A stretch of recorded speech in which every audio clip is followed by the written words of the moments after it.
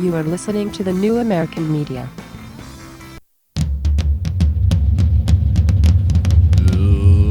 Live from the Milky Way galaxy, the solar system, planet Earth, California, Los Angeles, to be very specific.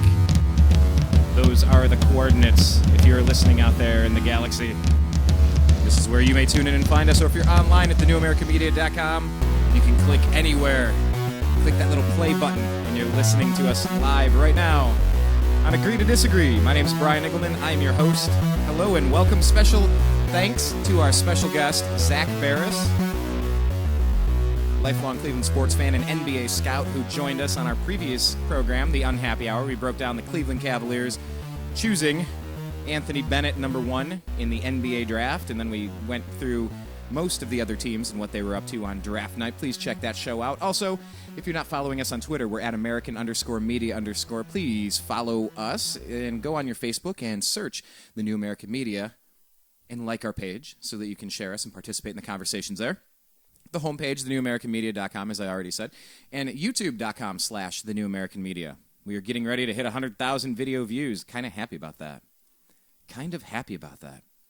But right now, what we're going to do, this is going to be our top news story, extravaganza, bonanza, buffet, fiesta, siesta, what have you. And what does that mean? Well, last week we had John B. Wells, host of Coast to Coast AM on Saturday nights and other nights from time to time. He was our special guest last week talking about journalist Michael Hastings' suspicious death, as he was actually fearing for his life and sending messages out that the FBI was on his tail, and then he dies, and I got a hunch we're going to get into that, but what it means is, the top news story extravaganza, that means we're going to bring in Blake Walley to the program to discuss what's been going on this week in the world of news. Because more was happening than just an NBA draft. I swear. Hello. Blake, you're live on the air, sir. How you doing? Excellent, Brian. How are you? I'm living the dream, of course. Can't complain. I just informed everybody this is the top news story extravaganza, bonanza, buffet, fiesta, siesta, what have you, which means you're on the program. So here we are, and we need to recap this week in news. A lot of stuff's going on, a lot of unresolved stories, some new stuff, immigration and Zimmerman and the Hastings carryover and some of the other things, but you know, you're a bit of our phone-a-friend at this point. You know, you do your show. Blake can be heard every Monday, Wednesday, Thursday from noon to 1:30 p.m. Pacific on a website called Freedomizer Radio. That's freedomizerradio.com. And you can also check out his podcast by subscribing to Eccentric Perspective. He has a homepage of eccentricperspective.com. And he's always active on Twitter, Eccentric99, at Eccentric99. So, Blake, you know, I kind of want to do like a rapid-fire scatter shot, but first, we need a question of the day. You know, I listen to your programs, even when I cannot participate in them, because in full disclosure, I do tend to co-host with Blake from time to time on his program. It's always a pleasure. But I was listening, and I heard you kind of get to this question of the day, and I think you said, "Oh, if Brian were here, I'd have a question of the day." And I think that's the one you tossed back at me. So, what is our question of the day for everybody listening? Oh, okay. Well, I'm glad you heard that. I didn't know if you were listening. Or I was. No, I'm awesome. like Big Bro. I'm like the National Spy Agency. I'm always listening. I am Big Brother. All right. All right. Well, yes, I was kind of talking about the question of the day, because one of the things you've heard a lot over the last couple weeks about the Edward Snowden case, and maybe longer than that, is why didn't he from his critics, mind you, why didn't he go to say the proper channels instead of going to the press and going to Glenn Greenwald and The Guardian and having all this stuff published? Why didn't he warn his certain Congress people or certain officials or his superiors first? And there was a interesting article put out this week. Since we're talking about news highlights, let me see if I can pull that one up. It's out of Washington's blog, which I found via InfoWars, and that's why didn't he go through. And they kind of go through some of the other whistleblowers and all the enormous trouble that they've had. going through these proper channels and how it hurt their careers, how it affected them, cost them jobs, what have you. Yeah, we had Thomas Drake, Russell Tice, William Binney, and there's probably a lot of whistleblowers that you and I have probably never heard of because they might not have been heard of again. But, perhaps, speculating. But, you know what? People don't welcome whistleblowers like you would think, and you would like to think that you could go to someone you trust. So I was kind of posing the question to anybody, who would you go to if you didn't go to the media and you wanted to go to somebody in Congress or, what have you? Who would you trust in that with something sensitive like that you think is actually going to bring out the system? So it's kind of making the case of, would you really want to go to Dianne Feinstein? Would you go to Lindsey Graham? Would you go to Chucky Schumer and say, hey, listen, I got some really big news on the government. They're engaged in all kinds of illegal spying, and I'm afraid to go public. Can I trust you? Can we go, what would happen in that? And I'm a little bit more negative towards those people I just mentioned, so I was kind of joking that they would be like, oh, yeah, I'm so glad you came to us and told us first without going to the media, and then, boom, you get into let's say, a mysterious car accident. But anyway, so I was trying to bring that up. Okay, so who would you trust? Who would you trust? Name as a couple names that popped to the top of my head. Maybe Ted Cruz because he hasn't been there long enough. And, right. So maybe Ted Cruz. What are your thoughts on Cruzy? That was one of the first two that came to mind. My first two were Ted Cruz and probably Rand Paul. That was my second, I was going to say. However, when he endorsed Mitt Romney, I became suspicious instantly. Right. But, that was so suspicious it almost seemed like it was staged in a certain way. But, and there are rumors going on now that says that, it's not so much Rand Paul as, the system is, playing Rand Paul, he might be playing them. Huh. So, I don't know. Playing, how so? How so? By him trying to, cozy up to play ball with the GOP, but it's actually, it's kind of him infiltrating it, so to speak, perhaps. Well, when you make a deal with the devil, who wins that? Well, I don't know, but everyone kind of suspected there was something odd about that. You wouldn't endorse the guy running against your own father. Something totally was off about that. So, was it all for play? Perhaps. I don't know. I don't know what those guys know, and I think he was even supposedly even sharing a condo or something with his dad over in Washington. I'm not really sure of the living arrangements, but would you go against your father and even though you live with him and you're going to vote for the other guy? I didn't believe that. Something was off about that. What an awkward Thanksgiving dinner that must have been. Right, but no, I still think Rand Paul's a decent guy. Maybe he just he plays the game and he's a smart guy. So who knows? Who really knows? But I think if you narrow it down to one of the top two people out of the, how many people is it? 565. I should know this number. 535, maybe 530. Yeah, I think it's 535. You are correct, sir. Sounds about right. You are correct, sir. Right. Sorry. Anyway, Ed McMahonism. All right. Who would be the least trustworthy? Harry Reid. Who would we go for? Ooh, that's a good one. Yeah. Well, that's your backyard, pal. That's your backyard. Yes, it is. Yeah, I think Chucky Schumer was one of my favorites. Lindsey Graham, another with John McCain. Yeah, who would be the people that would? Yes. I don't know. Can you imagine if somebody thought, man, I better get to Chucky Schumer and give him this information. Otherwise, I could get, could you imagine depending on him? No, I really could not imagine that. That would just be a nightmare. He fled to this other country, and let's charge him with espionage. How about let's charge him with extreme acts of heroism and patriotism for alerting. The Fourth Amendment matters. For anyone that says the Fourth Amendment does not matter in today's age, it matters more in today's age. That's why on the newamericanmedia.com I've had a 1984 watch button up there for the past 2 years and more. Because technology needs to be reined in. It doesn't need to be co-opted and turned into a massive dragnet. It was one of the causes of the Revolutionary War. We're going to be celebrating Independence Day. By the way, the little note for everybody: do not call it 4th of July. Call it what it is. It's Independence Day. Remember, use the words that matter.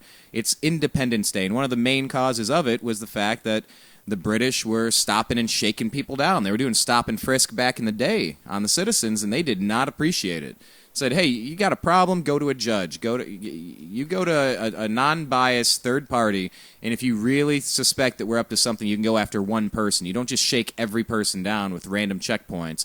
You don't just take everything from the Pony Express or whatever the heck they were using for communications back in the day. You don't just steal every letter and read everything, but that's what they're trying to do today. How do you describe the Fourth Amendment and why it's relevant today, Blake? Do you want, we're supposed to be safe and secure and we don't have the government going through all of our stuff. I mean, that was kind of a big deal, during the past, and our forefathers were well aware of that, and it went on during the occupation when we were a colony. And they get the government all up in your business about stuff, and how do you have freedom when they're doing that, when you're being victimized by that? So, not a good idea. It's there for a reason. Yeah, and I'm reserving judgment on Snowden in the way that, if he's supplying him with other hostile countries that are, if he's giving trade secrets away so that we can be destroyed or something, I wouldn't appreciate that. Yeah, but we might not even know who he was. It would just be an ongoing investigation to try to figure out who the mole is. Someone's, trading secrets to the enemy, getting people killed. I mean, that's a big deal, and it's happened before. And that's big-time serious espionage. That is very serious, but doesn't appear to be the case here. Well, you've been covering the whole week in news. I mean, what else pops for you? Unless we have some more to add on Snowden. I mean, where's he at now? Is he still in a Russian airport? Did I get the latest on this, or where is he? I think that's the latest I've heard. To me, I guess it's somewhat of a big story. I think it's a bit overhyped. I mean, there's a lot more stuff I'd want to get answered on the NSA thing than I do just about, where's his whereabouts. I don't really care. But, he is, I believe, last I've heard, and anybody's heard, is at the Russian airport, and we probably won't hear from him again until he pops up somewhere else. Well, I mean, I care. I care because I want him safe. I want him safe too. My biggest concern was that if they did catch him and they brought him back and they did to him what they've done to Bradley Manning, that would be a big problem. Or send him to Guantanamo Bay and start force feeding him or something like that. Yeah, that would be a problem. Fly him on a secret plane over to Egypt for rendition, where he's tortured by third party sources. Right, at a black site over at at the CIA annex in Benghazi. Yeah. No, that brings back great memories, doesn't it? Right. We're actually having this conversation nonchalant, like it's not really happening. Is it the John B. Wells method of I could either laugh or cry? Is that what this is coming to? Perhaps, unfortunately, yeah. Well, all right. Until we have Brian, some, yeah. Okay, sorry. And I was going to say, as far as that question goes, again. Well, we can get back to it. It's not a no. Let's get back to it. I gave a couple. Who else? Get back to the question. Take it. No, I was trying to think. I know there's there's a senator from South Carolina, not Lindsey Graham, the other guy. I'm just trying to think. It's a limited list, though. There's also, I just had one on the top of my mind, too. Oh, Steve Stockman out of Texas, he's okay? But, I mean, what if you took away, okay, Brian, what about this? What if you had to take a Democrat? What would you take? Let me throw you a real curveball. Is a bullet to is a self-inflicted bullet to the head an option? No, you have to. You can't go to the press. You have hold on. Is a Andrew Breitbart coroner style arsenic poisoning part? Is that an option? If I got to pick a Democrat. Nope. Wow. All right. Let me think. Who has made sense a couple of times over the past year? okay, not pundits and Who do you think is just not going to get you killed? Because, I mean, you had, Dennis Kucinich, that was in your backyard, but he's no longer there. Yeah, well, Kucinich is not around. He was California. Wasn't Kucinich trying to go out to, like, Washington and move out there where they passed the weed legislation? Am I thinking of the right? Anyway. I'm not sure. It might have been a dream you had. Yes, I dream of Dennis Kucinich. Something to do with weed and Dennis Kucinich, and we were out in a convertible somewhere. Okay, never mind. What did Mitch Hedberg say? Rolling up a big fat spliff. What's that? What did comedian Mitch Hedberg, rest in peace, what did he say? He said something about dreams. Dreaming is so weird. 1 second, I'm peacefully sleeping in my bed, and the next minute, I have to build a go-kart with my ex-landlord. All right. No, as far back to the question, Democrat. Yeah. Man, I'm going blank on this one. What Democrat would I trust if I were a whistleblower, a la Edward Snowden? A Democrat that I could trust. I don't trust the Republicans, and I trust the Democrats less. All right, I'm all ears. Because I'm drawing a blank. Well, no, it is a tough question, and it's unfortunate that it has to be like that. Because I mean, historically, there have been good Democrats and stuff like that, and I don't want to play a right-left game, but I mean, when in this situation with this administration in power, I mean, it'd be a different thing if it was under the Bush administration, then maybe there'd be a lot more people you could trust, obviously, but it's sad that they turncoat, when there are guys in power. Well, I threw a couple out there, because it is hard. I put Elizabeth Warren. Now, why did you put Elizabeth Warren? Because she's anti-Fed. Because she's half Native American. Wasn't that her deal? Yes. She pretended she was Native American. No. Right. No, that was that was totally goofy. But I think she's a genuinely nice person who wouldn't like try to arrange to have me killed if I was trying to leak information. I think she actually has a soul. And she does say a lot of good things against the Federal Reserve, which I like. And the other person was also somebody who is very, very anti-Fed as well, although he is also quite the goofball, even though he does say some good things, and also probably someone that wouldn't arrange to have someone killed if they were trying to blow the whistle on somebody. And that was Alan Grayson. Is he still in there? Yeah. Well, he was gone, and then he was He on was gone. I think MSC. he got reelected back or something. I don't even know. Yeah, I kind of lost track. But yeah, it's tough. Yeah, I like the Gang of Six and the Gang of 535. It's like, yeah, this is kind of gang warfare, isn't it? Either way, Gang of Eight. The citizens of the country are the ones not winning, and the gangs are the ones causing all the problems and ruining it for everybody else. That's kind of a very good analogy if you want to break it down. What did Jesse Ventura call them? The Democrips and Bloodlicans, the Crips and the Bloods. Yeah. So, how about immigration? How about immigration for you? Because this one is jumping around out there, and it looks like the Senate says, yeah, this is a great idea. And now it's going to go to the House, and your buddy, your favorite pal, John Boehner, he's going to lead the charge. Who knows who's following him? What's the latest on immigration? What's your take on all this? I mean, my idea is to let's put this on ice for another year. Let's talk about it. Let's at least 6 months. There is no reason whatsoever to try to to ram this through without a proper debate. It's 1,200 pages. It's a lot of and the issue here, I guess the phrase would be unintended consequences. We're still debating whether how much money this is going to cost or what have you. There's a lot of conflicting opinions on that. We don't really know what's going to happen, and it would be very, very dangerous if we were to ram this thing through and it didn't turn out like people wanted it to. And then what will we do? So now, when you said put it on ice, was that a joke with Immigrations and Customs Enforcement? Oh, that's a good one. Yeah. I was not thinking about that. That is a good one. Hey, now. Yes. No, but I just want this thing to be debate. I mean, we've gone along. Obviously, it's a problem that's going to have to be fixed. It's been developing. There's been progress being made, but there's no reason to try to push this thing through until we're all satisfied this is going to work out the way we want it to. And I'm not very convinced. I mean, I was just watching something on the news the other day, and I forget. I think it was Rand Paul actually was talking about it and,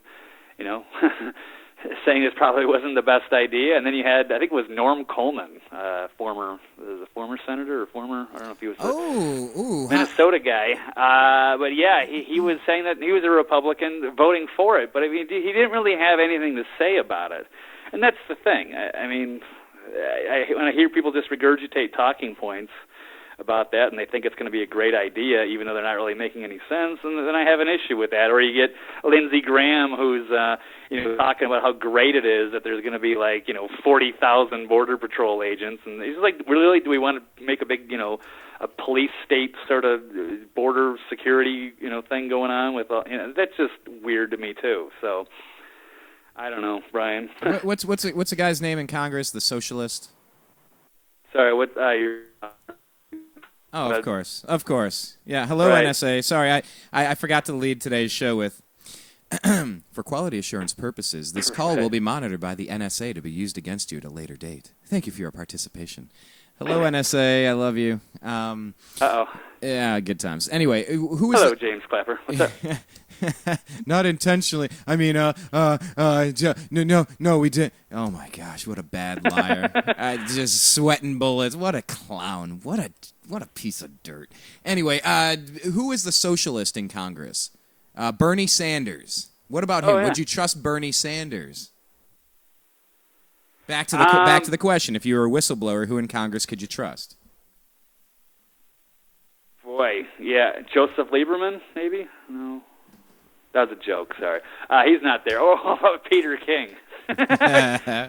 Peter. Yeah. He's getting Charlie Rangel. Well, I would trust John McCain. I mean, he was a war hero, right? He'd never do anything dumb. He had nothing to do with all the savings and loan scandals, and he would have made a great president.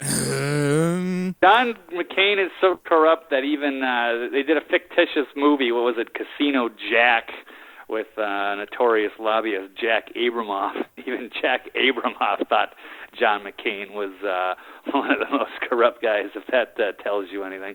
That tells me a little bit, for sure. Yeah.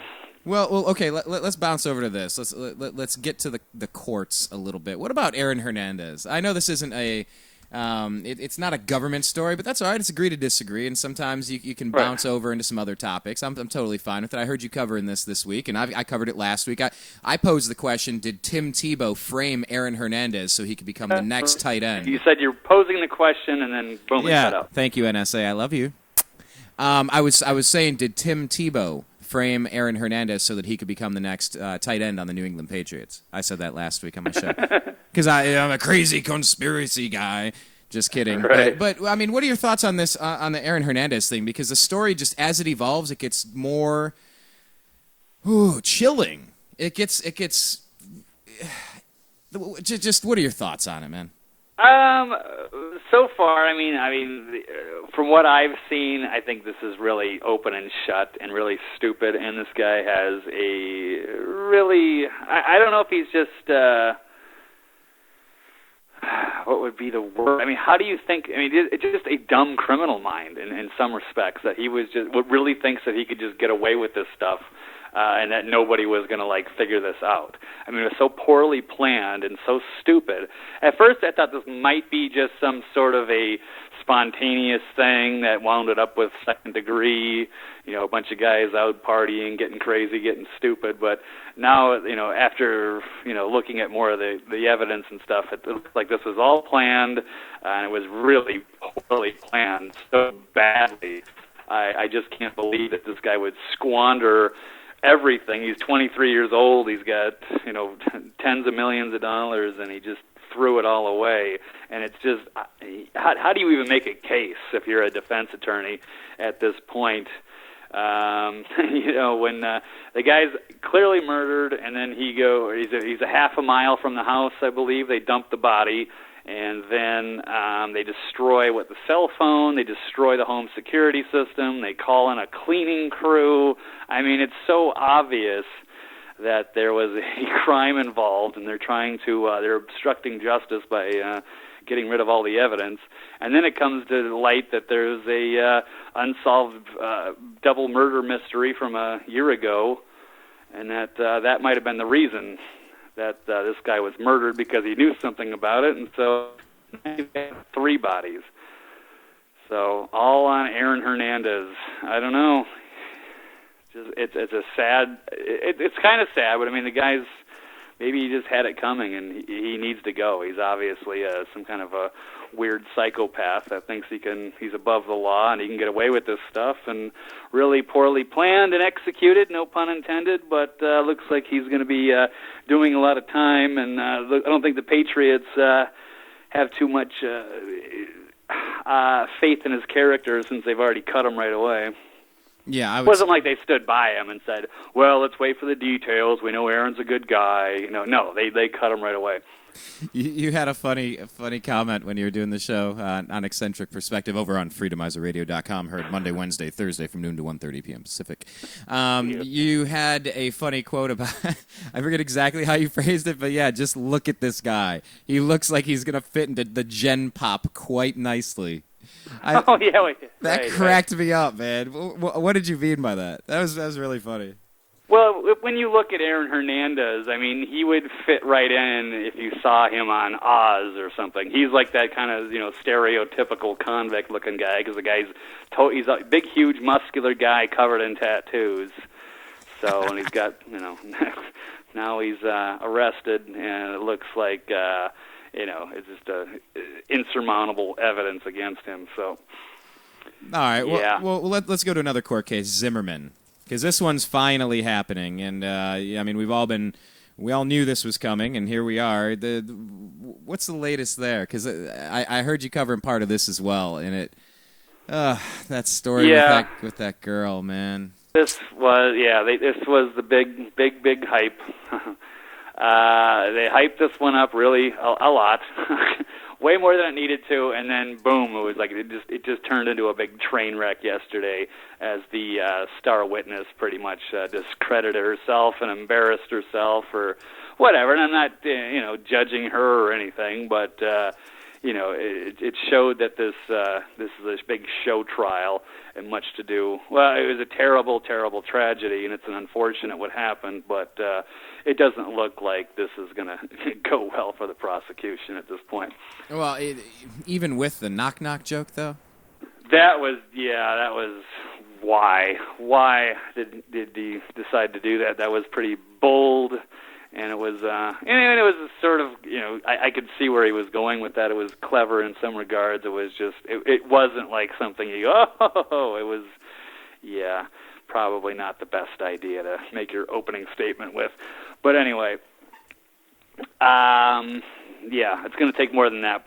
After this lady got questioned, this Rachel Gentile, I don't know how to pronounce her name.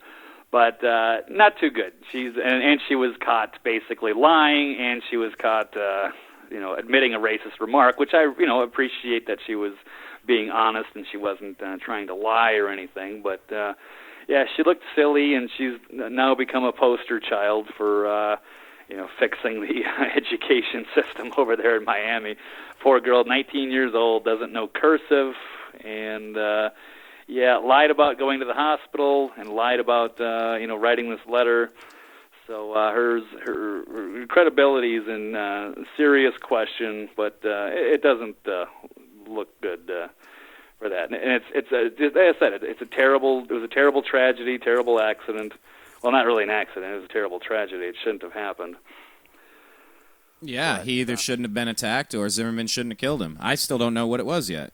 If he was attacked, he's got every right. And if he instigated it and brought it on himself, then maybe he should go to jail. I don't know. I'm waiting for the details. I'm still, all right, here we are. Here's the court. I haven't jumped to a conclusion. I'm just a big Second Amendment guy where, hey, man, if trouble finds me, I'm not going to lay down my life for some idiot. I will defend myself. And I think it's very important that we all have that right. Right, he's a neighborhood watchman. There's been plenty of break-ins in the neighborhood. He just went up to question him. I don't know exactly how his diplomacy was handled, but then Trayvon supposedly said, and this was said by Rachel, that, I got some creepy-ass cracker following me. It's kind of not saying too well. And all this guy really had to do was say, oh, hey, No, my name's Trayvon. I'm just walking over to my dad's house. He lives right over there.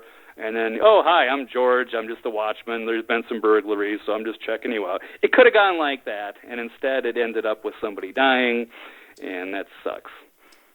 Yeah, not pleasant. But yeah, I'm waiting to see the details. I mean, at this point, that was the big witness, and she wasn't actually there. She was just on the phone. Yeah, new revelations today are talking about mixed martial arts, ground and pound, and Trayvon was on top of George and smashing his head in the ground, and he does have the injuries, so he was getting hit. And, he did have a right to defend himself. It's unfortunate that it has to be that you can't, fire off a warning shot or, maybe we could have just shot him in the leg or something. I mean, yeah, we can second guess this stuff. And it's terrible. It's a terrible tragedy. It shouldn't have happened, but it did happen. And hopefully that'll be some sort of a lesson. I just hope that there's no, race riots or something like that as a result, because I don't think he's going to be found guilty. I'm not seeing it right off the bat. I'm not seeing. I mean, you look at the bloody. Dude's beat up. He's bloody all over the place. His nose is busted. He's bleeding from his skull. I mean, I don't know. It looked like he was getting his ass kicked. I don't know. You got a right to defend yourself. We'll see how it plays out. Like I said. Yeah. Well. Also, big week in the Supreme Court. A lot of stuff going on over there. How much of that have you been following? I've followed it just because it's been in the news, covering what's in front of me. But I really don't have a passionate opinion on any of these other issues, whether it was the voting rights thing or whether it was the gay marriage or whatever that DOMA thing was. As far as I'm concerned, I don't believe that homosexuality is a choice, so I don't have an issue with people, getting married to whoever they love and having the same rights as everybody else. I'm totally fine with that. I don't know. And as far as the voting thing goes from 50 years ago, I couldn't even really tell you a whole lot about that, because those are, to me, smaller issues in light of all of the other major stories going on with all the scandals and stuff that we didn't totally talk about, the media wasn't on the front burner. It was these big Supreme Court things, which is understandable. It's just like, man, I really want to dig into the IRS thing. I want to dig into, and there's been some kind of developments on that part too. But it's just what's the latest? What's the latest on the IRS? The latest on the IRS. Let me see. Let me pull this one up. Well, yeah, and while you pull it up, let me just say this. Yeah. Let me say, for a long time now, I've been a supporter of civil unions. I think gay people call have it a civil union, not a marriage. I think gay people have every right to be just as miserable as a married heterosexual couple. Spread the misery around. No, it's just a kind of funny joke. And then the staunch libertarians like Mark Claire with Lions of Liberty and some of my other buddies, they'll bust it out right back. Like, yeah, for all you guys that are excited about the Supreme Court and how they ruled with Defense of Marriage Act, and all of you people that are upset about it, you're both wrong. You're both giving the power to the government, and they shouldn't be in the business of marriage. You're both wrong. And I'm like, ooh, that's an interesting way to look at it, I suppose. So I've always supported civil unions. Well, at least since I've really paid attention to it and formed a strong opinion on it. My strong opinion is, you make your choice, I'll make my choice. We'll sort it out with our maker if there is one when we pass from this experience. All right. Whatever. I mean, with everything, with Benghazi burning, with the IRS being used as a weapon, with everything being spied upon, with undeclared wars in Syria, I mean, really, I got to waste my time on this issue. I mean, in one respect, I'm sure it's very important to some people, but in another respect, it shouldn't be this big of an issue. Let's just get past it and focus on the real stuff, please. If this is what it'll take, then fine. Can we please move on to the life and death stuff? I'm totally fine to just move on from this. Well, I think it's important that we send Obama on a $60 million vacation perhaps even 100 million if it needs to come to that, so he can go to Africa and tell the leaders over there about the importance of gay marriage. I think that's a good use of our resources, Brian. Especially when you're banning school kids from touring the White House. Yeah. And you're shutting down air traffic control terminals. Right. Talk about leading from behind, Blake. Talk about leading from behind. Not set an example. The buck stops here. No. I'm going to blame Republicans. Oh, right. Great No, one. I mean, it's just sad in some ways because, yeah, you're looking at the some of the big stories of the week are, of course, these social issues out of the Supreme Court, and then you've got all these scandals going on. You've got the media that's, I guess, over in Africa or whatever. They're not asking the president about the scandals and such.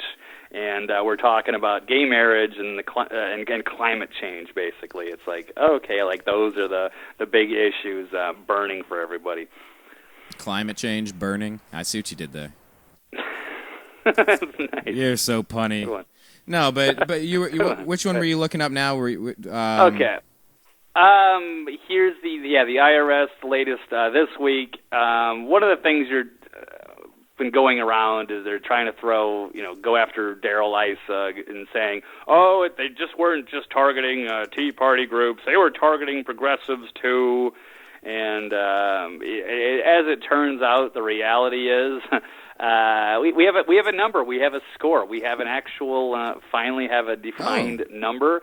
It's there was about 298 groups that were targeted, and only 6 of them were progressive. So they might have been flagged. There were plenty of progressive groups that I guess were flagged, but the ones that were actually targeted, where the IRS went after them, it was 292 Tea Party type groups and only 6 progressive groups. So this was clearly a biased targeting, and you can't make that up. Imagine a final score. You're probably just talking about basketball. I was just talking about basketball. Game of 292 to 6, and that's how lopsided this really is. So I mean, I was speaking of Twitter, I was attacking a couple of the Media Matters hacks with that, and kind of throwing that in their face, because they were all like, what's this non-scandal, because they were targeting the progressive groups too, ha ha ha. And then it was nice to kind of throw this in your face and be like, okay, now how are you going to respond? 292 to 6. And there was an article out of InfoWars about the liberals eating crow. And it's got to be pretty embarrassing. They're trying to make it sound like there's no scandal going on, and they were targeting everybody. Liars! They got busted. But Blake, here's how you do it. Right. Since you're keeping track of how many conservative groups, how many progressive groups, you got to just literally throw it back in their face and say, scoreboard. Right. You taunt them back with scoreboard. The facts are the facts, pal. We're smoking you. I could just see it. You got to do it. You got to reply back to somebody just with scoreboard 292 to 6. And if my quick math serves me right, I can't do math in cursive, but if I could, I believe that's close to 2%. I think that's 2%.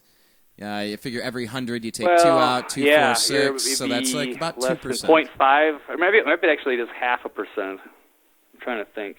Well, because per every 100, 2 of them would equal 300, 6, that'd be 20%. So maybe you're right, 2%. Yeah. Okay. Well, you're right, 2%. We're going to practice our cursive math coming up after this. But so that's the latest on the IRS. It is 2%. Yeah. The like the milk. So that's what's going on though is the liberal media is trying to say it's a non-story. That's their line. That's the company line. That's what they've been spoon-fed. Call it a non-story. Well, this is Media Matters, too, which are basically the propaganda wing of the White House, and they set a lot of the agenda and the talking points. So wait, I thought they were the best. Right, yeah, they're very critical of Obama all the time. They're very fair and balanced. All right, fair enough. Okay, so that's that. What about Syria? You following Syria? Because it seemed there's concern. There's a little bit of concern that this is going to spark World War III. That this is finally the place where it's going to happen. I mean, what are your thoughts on Syria? Yes, it's a huge distraction, and I don't know if they can pull this one off at this point. Yeah, they would like to start another war, but it's no longer a secret that these people that would be funding these rebels are basically affiliated with Al-Qaeda. And they are some of the worst people, and they're committing atrocities over there. Yes, they're murdering Christians, cutting people's heads off. And if you guys want to go, there's actually a great Ben Swann video. He made a full disclosure video, I think it was yesterday. It's on InfoWars today, and I'm sure you can find it on Ben Swann's new project. But it'll be around, just talking about Syria and yes, these dangerous rebels. Are these the kind of people that we want to fund? Are these the kind of people we want to have in charge of Syria? And what are they going to do to the Christian population that live there? I mean, these are some of the worst radical jihadists. They are basically affiliated with Al Qaeda, and we're going to give them weapons. I mean, is that better than what's already there with Assad? And you can say what you want about Assad, but you're basically handing them over to Al Qaeda. That can't happen. So, I mean, obviously, I guess maybe the administration needs a distraction, kind of a wag the dog type of thing. I mean, with all these scandals going around, they're talking about now they can talk. They can't shut up about gay marriage and climate change and trying to get into Syria. They just need every distraction possible because they can't, deal with anything else. Wag the dog, indeed. I think that was loosely based on the Clinton bombing an aspirin factory to take attention off the Monica Lewinsky scandal, or at least it came out right around the same time. And it's like, hey, look at this shiny toy over here. Look, I'm jingling my keys. Wait, no, hold on. Hey. Take a look over here. Here's this thing going on. Don't pay attention. Yeah. Don't pay attention to the IRS. Here you go. Here's that thing. Don't pay attention to Monica Lewinsky. No, nothing to see with. See this? Ooh, look the jiggly keys. Look, there's a squirrel. All right. Squirrel. Exactly. Squirrel. That one word. I had sound effects and everything, and you win with squirrel. All right. Well, I'll take that. Well, I don't know, Blake. I mean, what else popped on your radar that you want to share with the class the rest, this week? I mean, Michael Hastings, this story is not going away. Yeah. I know you're taking it personally. This is something I'm really taking personally, and his family is now 2, and one of his buddies. There was been a lot of excellent reporting out of InfoWars on this. We've got, there's a great interview. If people want to go check out June 27th, that would be yesterday. Whoa. Michael Hastings told he would be hunted down and killed over the McChrystal story. And I say this because there's an interview with one of Michael Hastings' buddies, Staff Sergeant Joe Biggs, as he was on the Alex Jones show on June 26th. They get into some really heavy stuff. And there is another article. Michael Hastings' wife vows to take down whoever did this. So that's another big one. Is she gonna start a class action lawsuit against Mercedes-Benz? Is that what we're getting at here?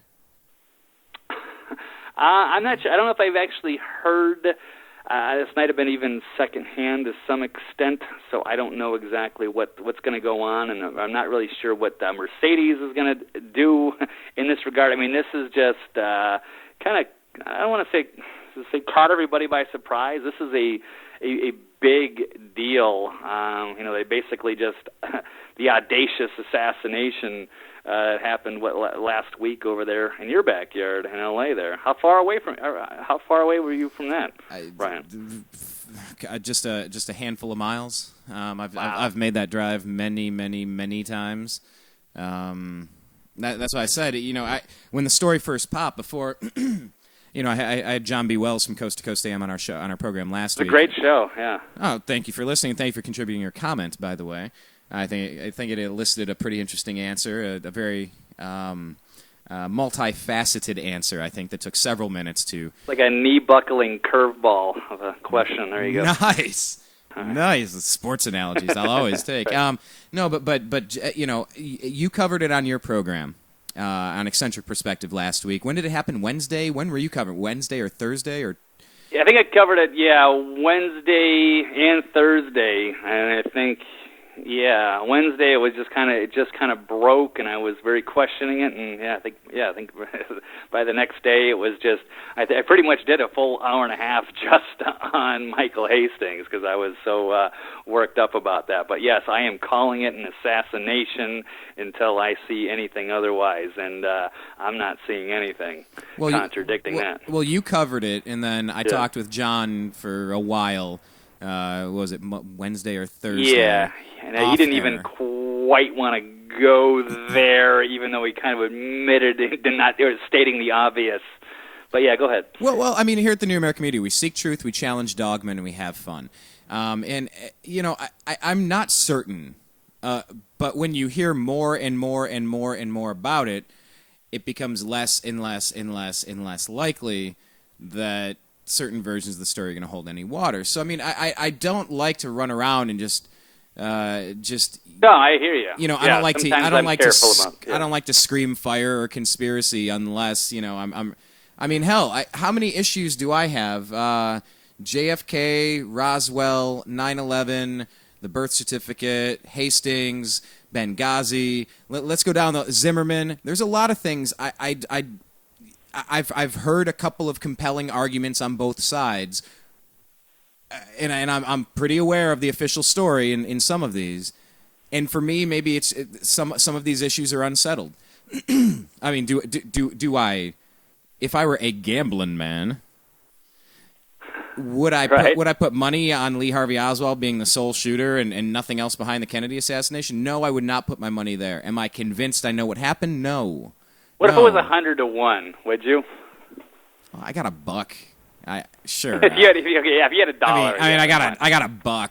Fine.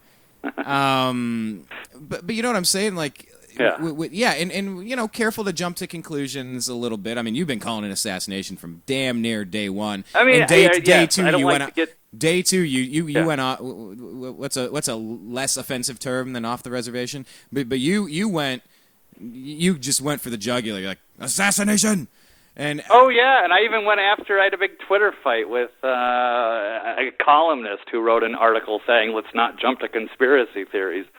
Yeah, I mean, I was pretty passionate and fired up about it. I wasn't letting it go. So, and he didn't have anything to say in our little Twitter fight either. So, no, I mean, it's so obvious to me. I don't know how anybody could think, that there was just a coincidence, and all the information just points to this was definitely an assassination. But this is a very bold one, because even I, with because I remember you were on my show and we had a caller call in talking about the Aaron Swartz suicide, and I stuck to that story, and I said, I think it is just a suicide. Let's be careful. Let's not jump to conclusions that this was a murder, even though, there's some evidence. I really think this is probably just a suicide, but now I'm even questioning that. So, but anyway, this one, no. But there's a long list, and you've given out the list of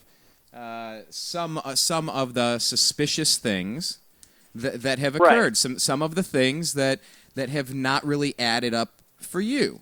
Because I heard you going on. Right here I'm looking at. Let's go step by step. Let's go step by step on some of these. No, I was just saying let's go step by step with some of these. Sure. So this guy is he's a journalist working for Rolling Stone and BuzzFeed, and he took down General McChrystal a couple years ago. So he was a legitimate guy. He was a real deal.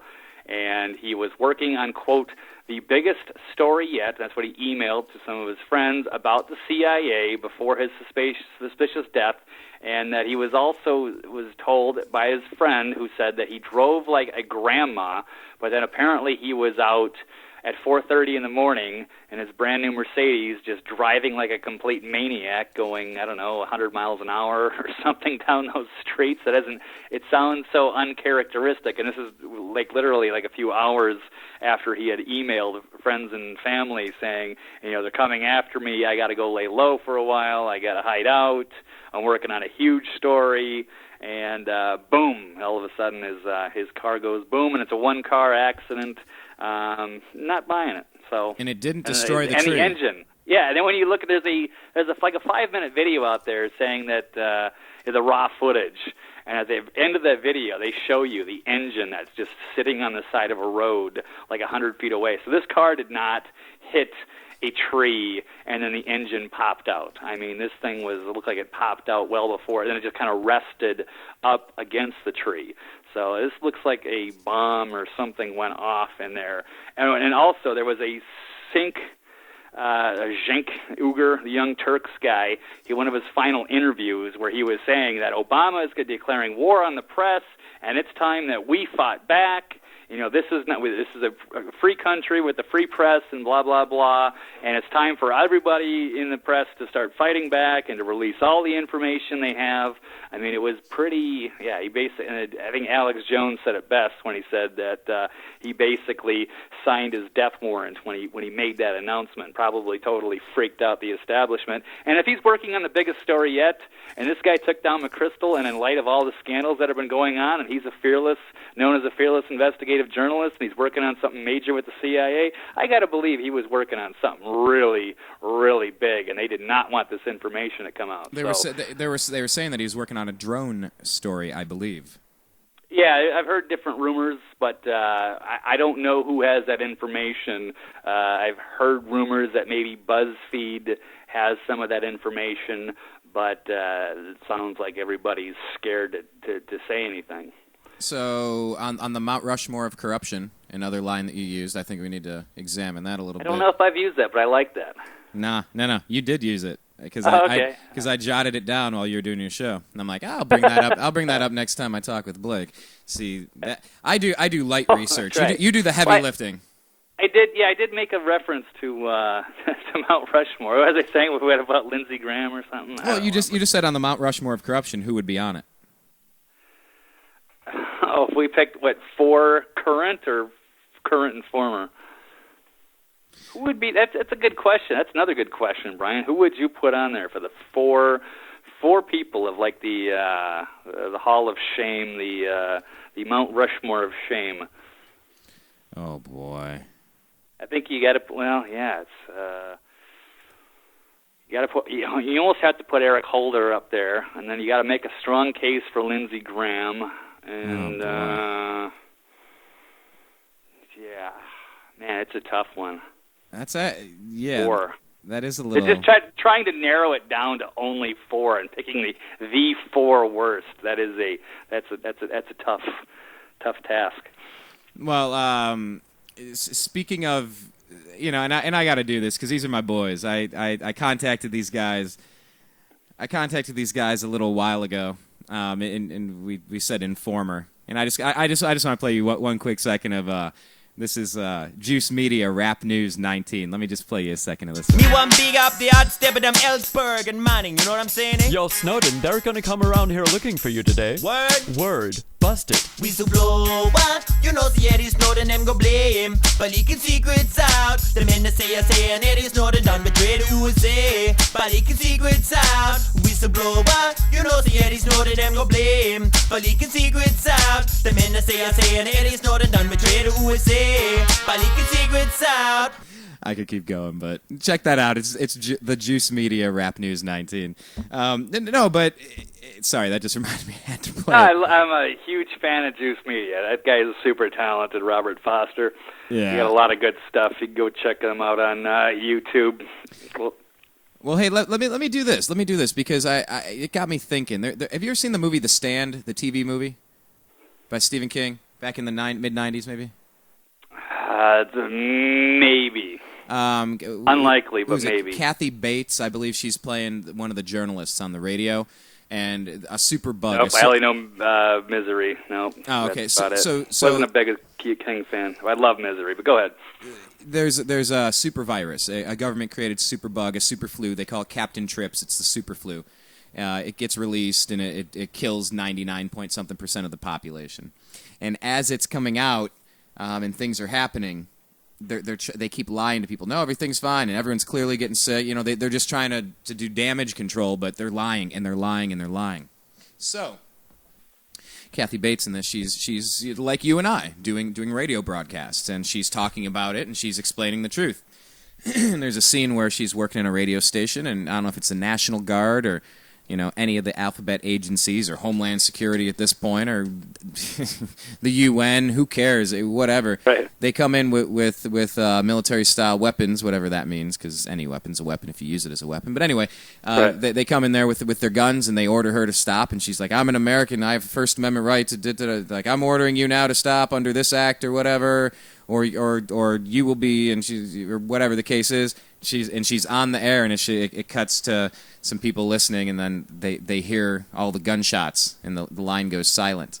The concept of silencing a media, that was, the First Amendment, the right of the people to assemble, and free press and freedom of religion. Like, that's number one, and there's this theory where in today's 2013 day and age of America, if you speak truth to positions of power, you're somehow the bad guy. And I feel like I'm living in a horrible cartoon. This is so anti-American. This is exactly the opposite of what this country's supposed to be, and we've already fought one revolution over it. I just don't understand the mentality behind this. It doesn't make sense. It's not going to work. It's unsustainable, and it's obvious what's going on. So let me any quick thoughts, any quick reaction to that one, real quick. Repeat that, just one last little part of the question here. Nah, just with everything going on with the journalists, it seems like there's an intimidation occurring. I mean, what's your overarching idea of why this is happening? Let me rephrase the question. Because, there's the corruption has become the norm. They've kind of it's been taken over, unfortunately, and we can't trust anybody. And the power structure, I believe, is completely panicking because.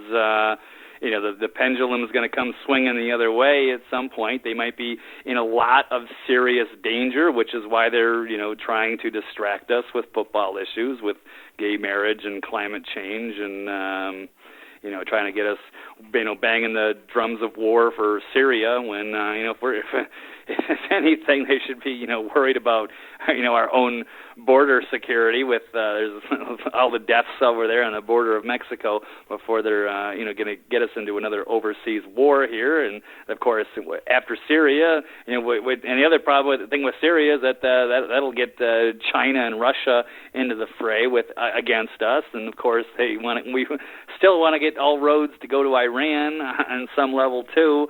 So they're desperate. They could be looking at the banking system is crumbling. Their credibility is crumbling. I don't know. And then we started talking about that Kathy Bates movie, or would they release a virus to wipe us all out? I don't know, to save themselves, or would they build a police state? Are they trying to, disarm us? And, they're arming the Department of Homeland Security with 2 billion rounds of ammo, while at the same time they're attacking the Second Amendment every which way. We've been talking about this stuff for a long time, and now we're kind of seeing it all happen. The conspiracy stuff. But, these people really are engaged in a lot of crime. I don't think people really realized, they didn't know this stuff was kind of going on, and now all these scandals are breaking.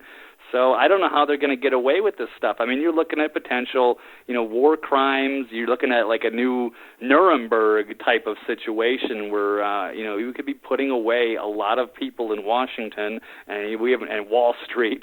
And at some point, when that pendulum comes to swinging, these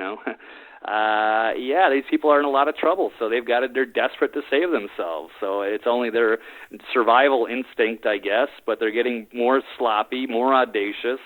And it's, these are very interesting times we live in. Well, let me address the people that think we're out in not Wrigleyville for a Cubs game, but in Crazyville for a loony bin or something. Let me just throw a few things out. I'm going to do like a what do they call this exercise? Maybe rapid fire or stream of consciousness or whatever the case may be. Let me just throw a few things out there, and as I say it, give me a sentence or a couple of sentences on what you want the listeners to know about the story. And just shoot from the hip. Let it rip. Don't overthink it. Just blurt something out.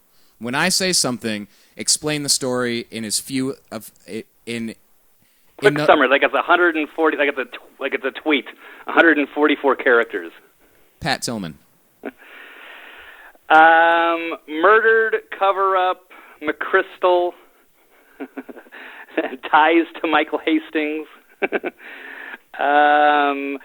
was going to blow the whistle, war crimes, unjustified war, saw it, was trying to speak out against it, and got whacked.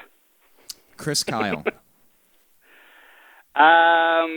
Probably murdered to protect the BS story of Jesse Ventura. Yeah, that was a lawsuit that Jesse Ventura was going to expose him on. Really embarrassing, and maybe was killed to protect that info. Andrew Breitbart.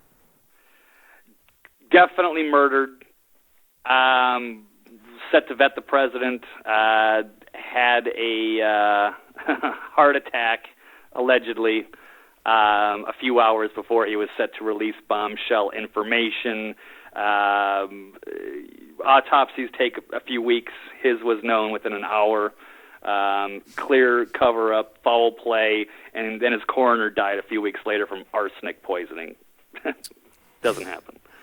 Breitbart's coroner, yes. Okay. Sheryl Atkinson. Great investigative reporter.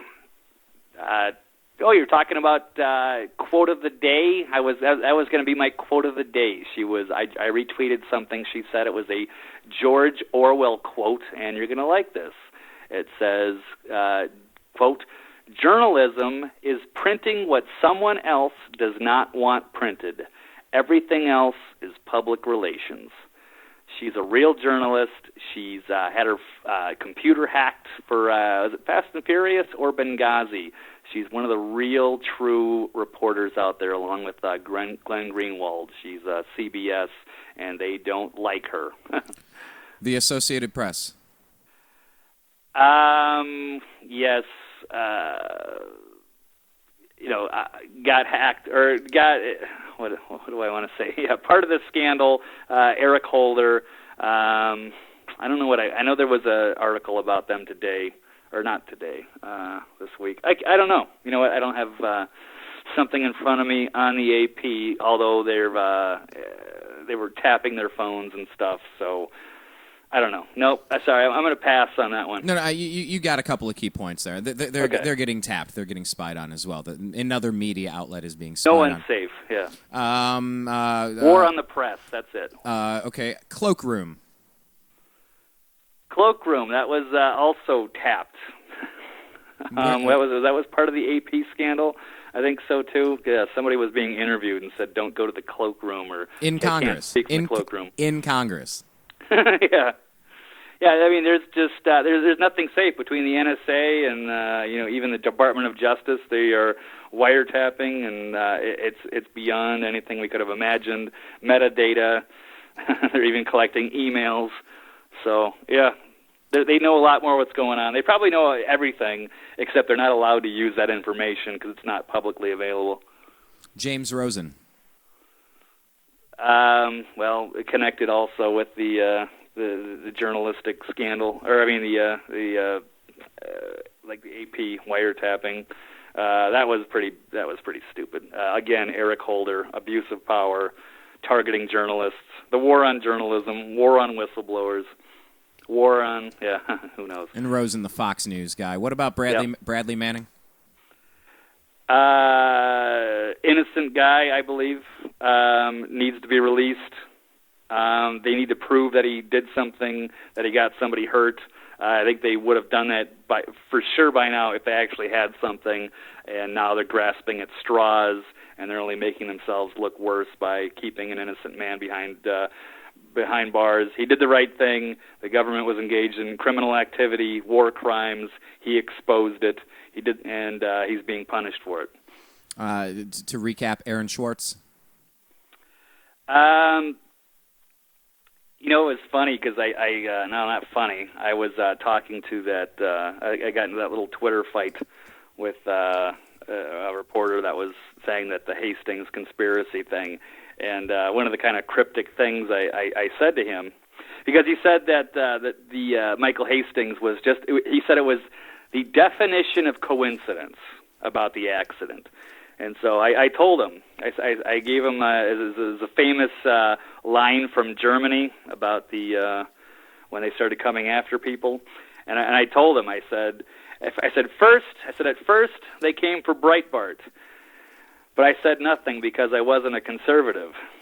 And then they came for Aaron Swartz, but I said nothing because I wasn't a liberal.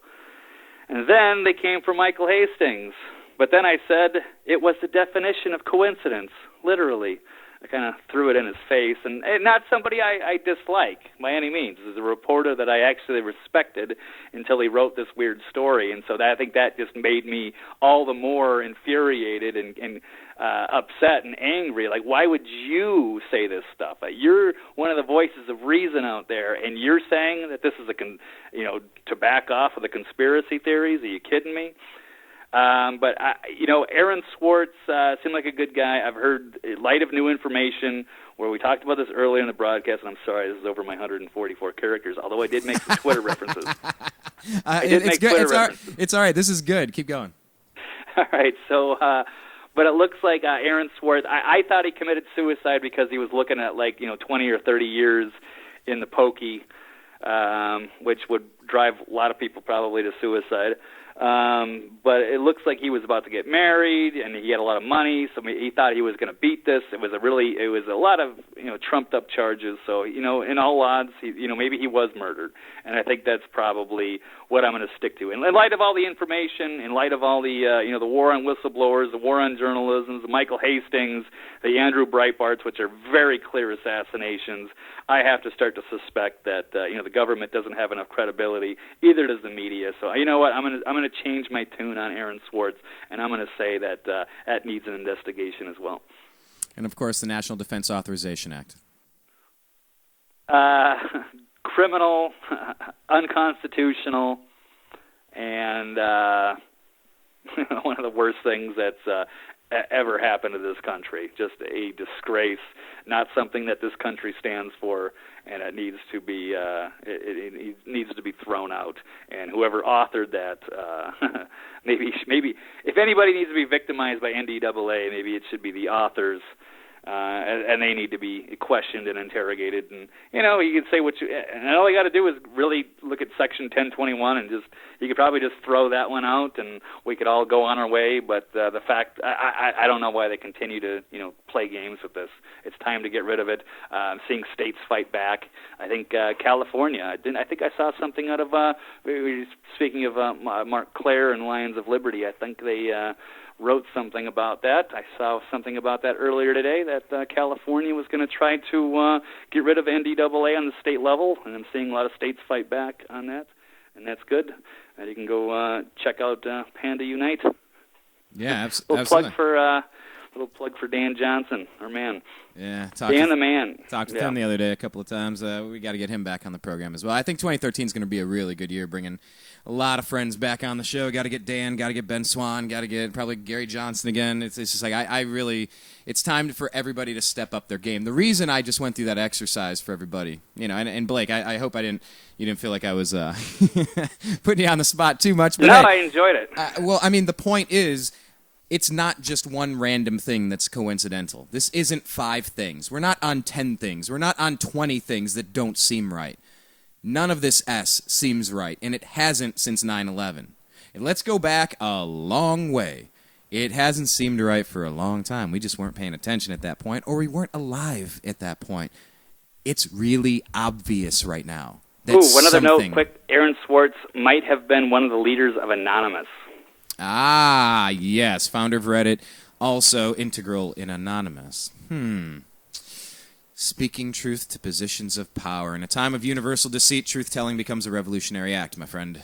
Ooh, there you go, another Orwell quote. Excellent. What were 1984 sales? Were up 6,000% on Amazon the day after the NSA scandal popped. Yeah, I've heard. I don't know the exact numbers, but I did. I've heard that from you, and I did see that somewhere. I don't remember if I read it in an article or Twitter or something, but yeah, someone was mentioning that. 1984. I'll say this: when I was on Coast to Coast AM with John back on National Hangover Day, the December 22nd. Oh, by the way, if the listeners haven't checked it out, please go do it. Sign up for the Coast Insider. I don't work for them, but you can listen to my interview there because I haven't posted it on my site yet. Stupid me. But anyway, go check it out. It's a few bucks a month. You have access to 3 years of archived shows, and Coast to Coast does great work. But anyway, my Facebook likes were up 1,500%. The day after I was on Coast to Coast. I guess that's what talking to 5 million people will do. But in all fairness, the reason I'm bringing it up is because at that point I'd been on Twitter, YouTube, a little bit of homepage, Twitter, and I hadn't really neglected our Facebook page. So it was 1,500% from next to nothing. So in some of these articles, they said some versions of 1984 weren't selling very much. So even a modest increase looks ridiculous, like 6,000%. But it's like, well, if you sold 100 copies, selling 60 isn't through the roof. It's just, selling more than... And 1984 is great, but I mean, there's another movie I think that's even just as, maybe even a little bit more... it fits our generation a little bit better, and I think for newer people, younger people, might even be a little bit more easy to check out. I think that's V for Vendetta, which speaking of 1984, because the main character Winston Smith in 1984 was played by John Hurt, who was actually the bad guy in V for Vendetta. He was the vice chancellor, I think. Is that I can't remember, but anyway. Well, if you recall, at one point during my chat with John B. Wells from last week, that's what he brought up. He brought up V for Vendetta, and he actually encouraged me to watch it, and I'm like, all right. And now you're saying it again. I'm like, okay. You haven't watched it? No, I've seen it. It's just been years. Oh, okay. It's been years. Oh, okay, I gotcha. Okay, because I had a girl I was working with this week. She was talking about she had just seen it for the first time, and she was just blown away by how awesome it was. And I was like, yeah, wow, you finally saw it. But yeah, that is outstanding. It's worth another watch. Absolutely, and for people out there, yeah. Yeah, but that's kind of the point, though. I mean, an awakening takes one person at a time. Someone tells a friend. Someone else says, hey, check out Blake's radio show. By the way, you can hear Blake's radio show on freedomizerradio.com. He's on every Monday, Wednesday, Thursday from noon to 1:30 p.m. Pacific. He has a podcast. Go to iTunes and search Eccentric Perspective, and you can get his podcast there. His homepage is eccentricperspective.com. And on Twitter, he is quite prolific. He loves the Twitter fights. How did that go? At first, they came for Breitbart, but I said nothing because I wasn't a conservative. And then they came for... Aaron Swartz. And I said nothing because I wasn't a... liberal. And then they came for Michael Hastings. Well, it's a play on what this particular author is, Noah C. Rothman out of Mediaite, because when I confronted him about that, he said that it was the definition of coincidence, literally. So I kind of threw that back in his face. I said, and then they came for Michael Hastings, and I said... It was the definition of coincidence, literally. So it's kind of a custom tweet for that particular dialogue, but yeah. No, I like it a lot because that's that. Do you recall off the top of your head the exact quote that's a play on? The old school one? Yeah. Let me. I can definitely pull it up. I know I found it on Wikipedia the other day. So let's see it. First they came. So yeah, if you'll. Yeah, I'm gonna try to beat you in this game. We'll see who has the faster. First they came. Oh, where's that? Yep, I got it right here. First they came for the communists, and I didn't speak out because I wasn't a communist. Then they came for the socialists, and I didn't speak out because I wasn't a socialist. And then they came for the trade unionists, and I didn't speak out because I wasn't a trade unionist. And then they came for me, and there was no one left to speak for me. Or wait, no, is it the communists and the socialists and the trade unionists? Then they came for the Jews, and then I didn't speak out because I wasn't a Jew. And then they came for the Catholics, but I didn't speak out because I wasn't a Catholic. Yeah, pretty creepy stuff, huh? But it's a very salient point. It's a very timely. It's very important to understand the lessons of the past so that we don't repeat them. I mean, I was raised in churches growing up. I didn't really take. I mean, I do believe in God and all that stuff, but I never liked all the pomp and circumstance and all the rigid dogma and the strict interpretation of words written thousands of years ago, like man couldn't corrupt them, and they didn't at the Council of Nicaea. But that's a slightly different point. You know, but what I take away from stuff like this, like the quote you just gave, or some of the teachings and some of the sermons I'd listened to, there are good stories in history. There are good stories from the Bible. And if you learn the certain circumstances that put two people in positions and then somebody does something and it's either a good choice or a bad choice. And a lot of times you learn by somebody making a bad choice and you say, see, don't be like him. Don't be like him. Don't do that like her. See, that's what happens when you... This at first they came for the communists, you know, it's... And then they came for me, and there was no one left to speak for me.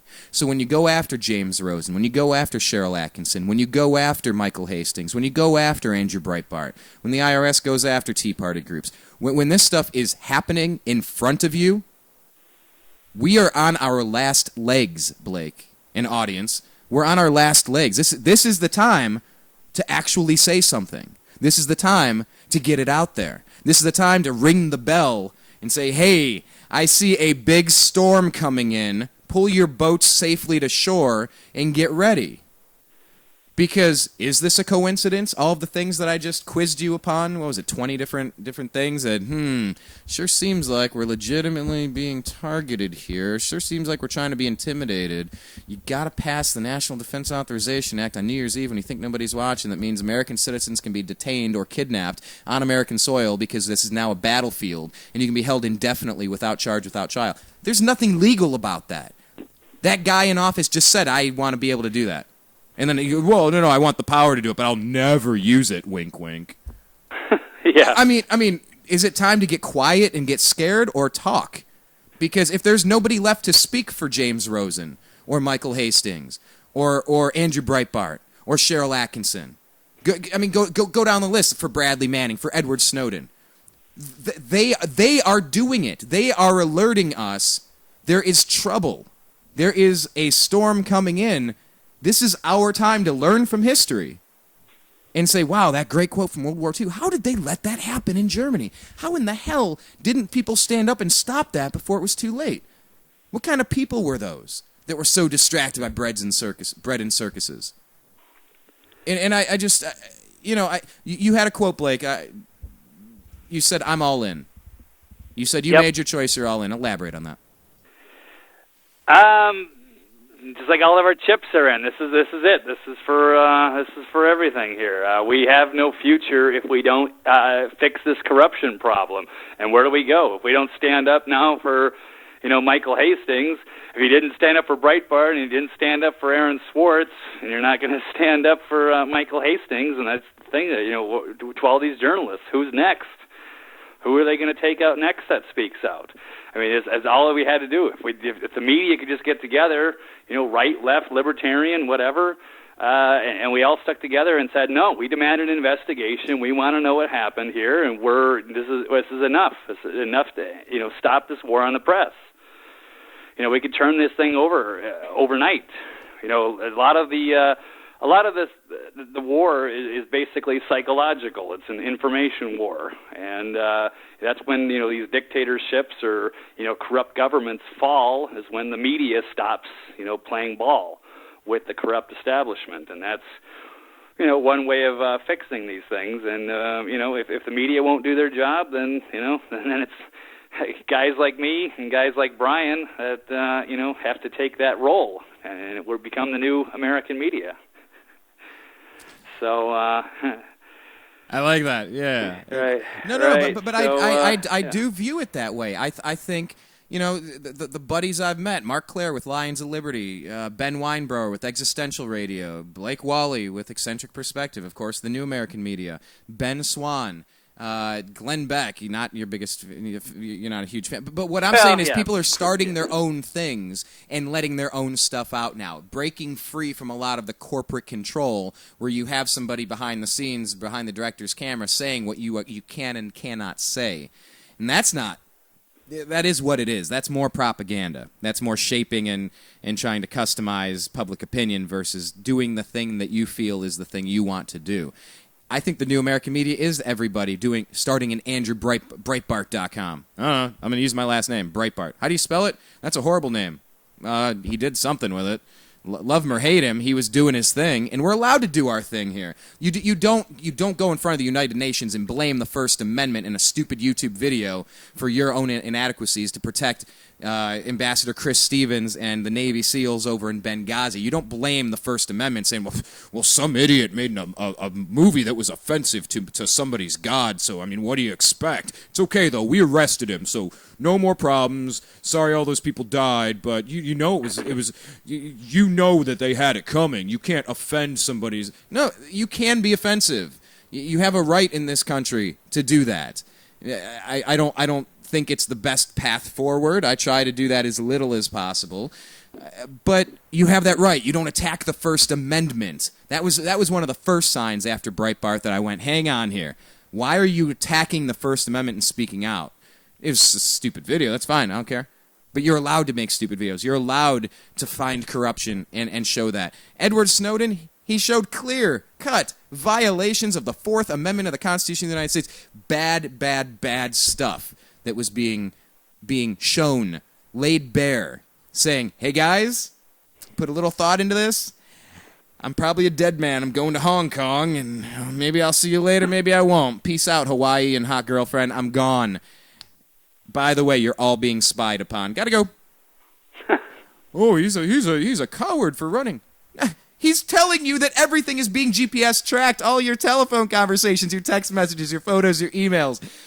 He would have to run and hide unless he was a madman or a fool. I mean, come on, let's be honest about it.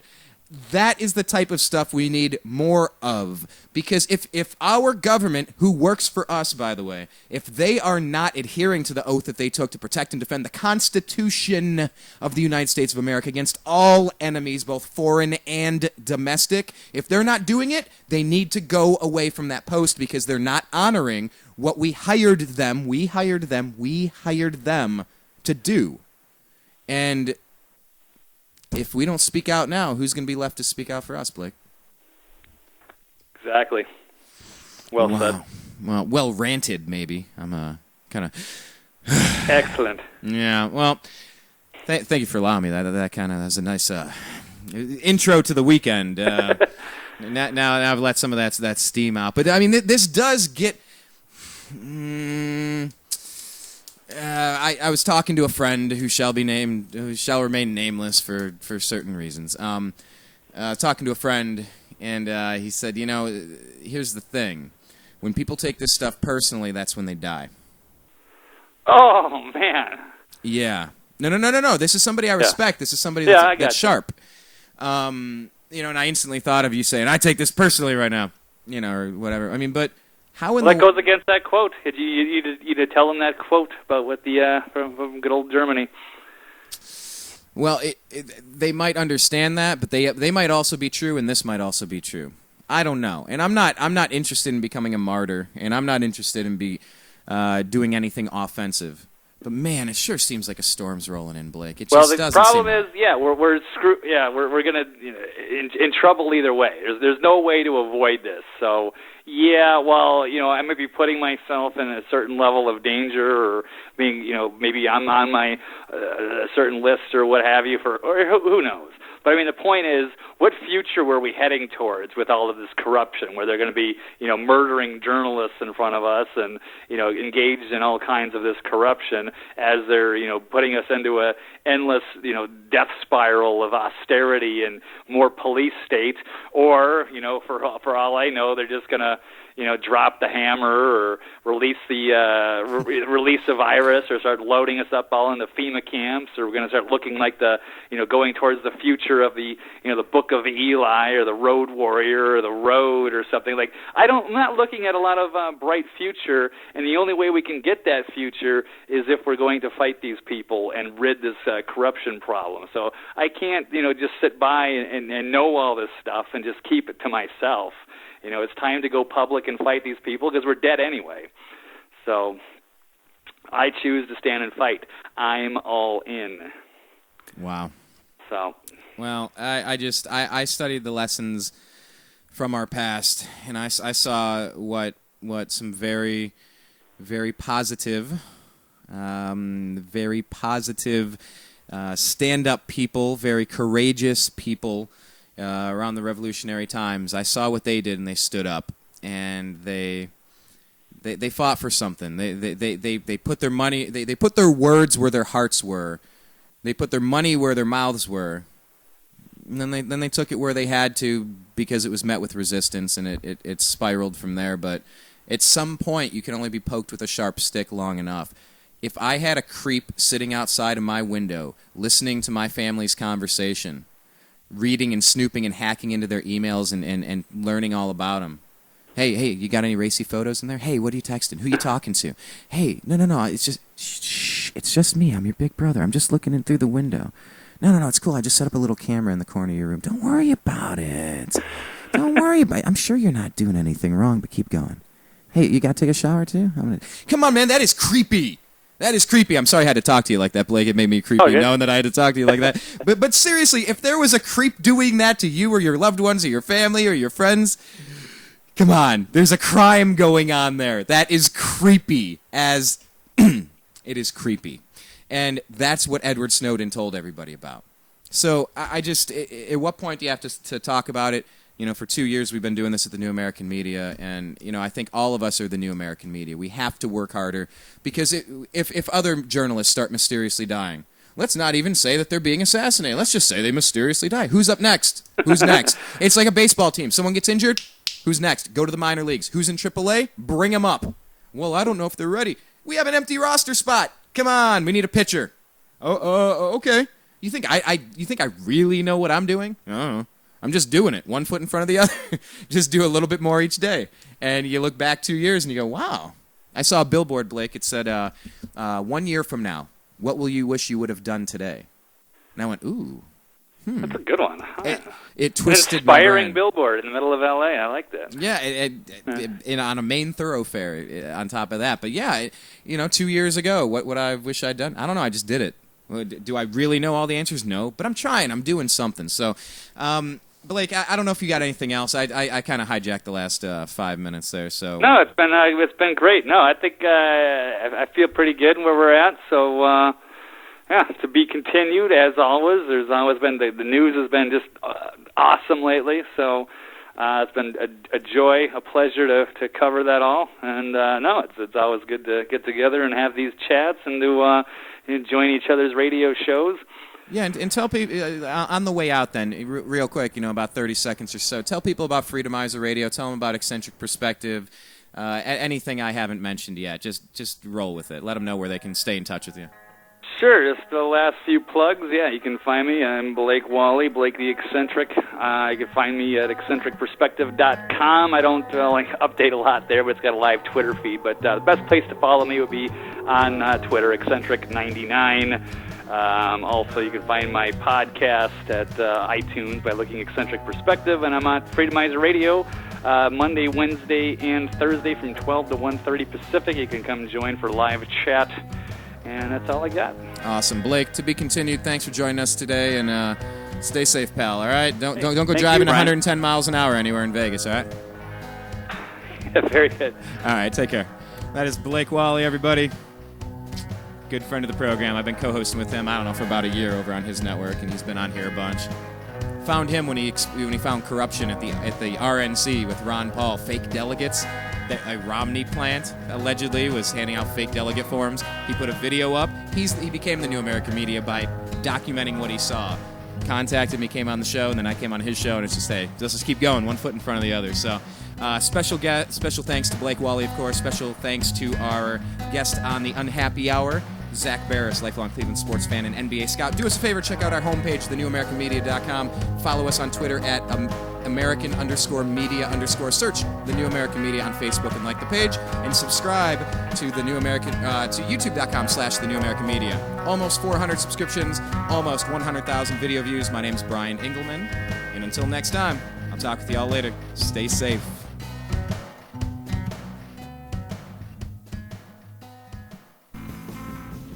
You are listening to The New American Media.